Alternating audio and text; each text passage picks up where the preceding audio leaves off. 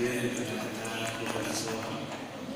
Yang saya hormati sahabat saya Kang Budi Kurnia dari pemerintah daerah Kabupaten Ciamis dan rekan-rekan. Yang saya hormati Kang Aceh Nasir, Ustaz Aceh Nasir, Koordinator Karunia Tata Sunda beserta rekan-rekan Karunia Tata Sunda dari Kabupaten Ciamis dan sekitarnya. Yang saya cintai seluruh santri dan santriwati Pondok Pesantren Darussalam. Tadi saya sudah diperkenalkan oleh Pak Kiai Kang Icep adalah santri dari Darussalam, dan saya sangat bangga menjadi santri Darussalam.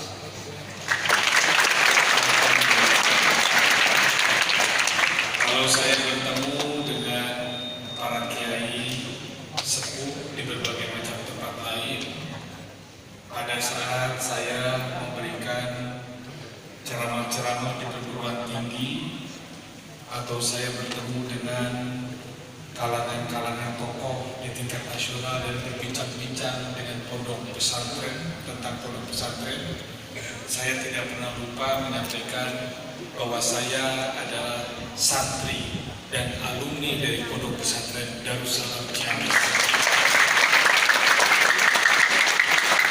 Tentu saja almarhum Ki Haji Irfan Hilmi adalah ayahanda dari Kang Icep, dan Kang Icep sahabat saya sejak kecil. Pertama kali saya datang ke Pondok Pesantren ini saat saya masih mahasiswa. Tanpa diundang, tanpa rencana, saya datang dan bertemu langsung dengan Pak Kiainya, almarhum Kiai Haji Irfan Hilmi. Saya rasa sangat langka dan jarang sekali pengalaman yang saya alami seperti ini. Biasanya para santri kalau datang ke pondok pesantren diantar oleh orang tuanya atau keluarganya, atau diantar oleh salah seorang pengurus pondok pesantren yang dikenalnya untuk diperkenalkan kepada kiainya yang menjadi sesepuh di pesantren itu. Dan biasanya tidak mudah juga bertemu dengan kiai sepuh.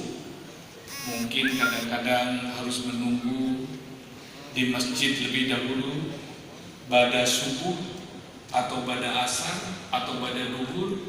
Kadang-kadang seharian menunggu di terasnya, belum tentu juga ketemu karena Pak Kiai ibadah di dalam, atau kalau Pak Kiai sedang sibuk menerima tamu-tamu lain, santri diminta untuk menunggu beberapa jam bahkan sampai para tamu pulang.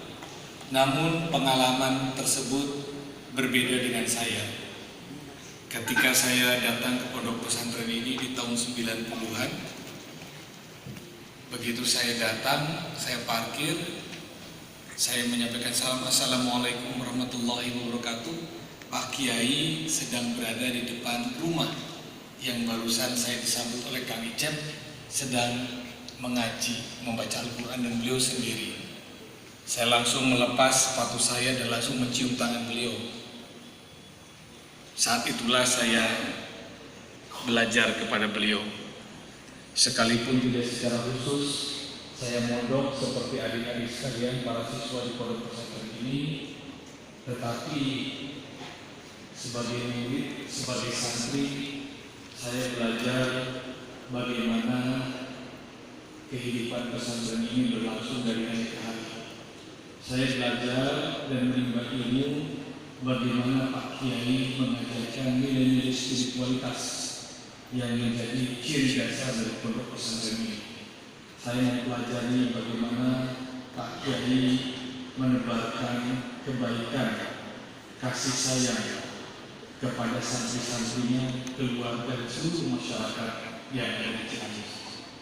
Dari situ saya semakin rindu kepada pondok pesantren ini dan tidak pernah melewatkan setiap waktu kesempatan kunjungan saya ke Ciamis, ke Priangan Timur, ke Jawa Barat untuk selalu datang di pondok pesantren ini.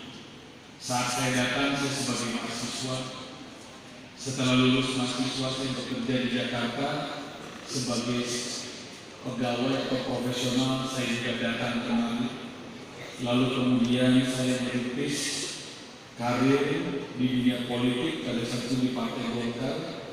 Saya menjadi salah satu tim dari keluarga mendiang almarhum Presiden Soeharto, yang kebetulan Bapak Presiden Soeharto pada saat itu juga sangat menghormati dan menjaga tali silaturahmi yang baik dengan Pak Kiai Sepuh Irfan Seni.